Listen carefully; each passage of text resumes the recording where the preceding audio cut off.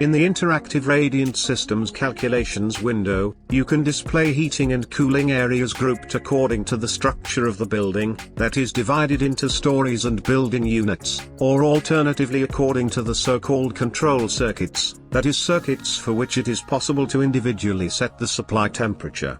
This second new view makes it possible to set supply temperature for each control circuit. Thanks to this, in one place, without having to switch between program windows, you can manipulate all the most important parameters to obtain satisfactory thermal and hydraulic results.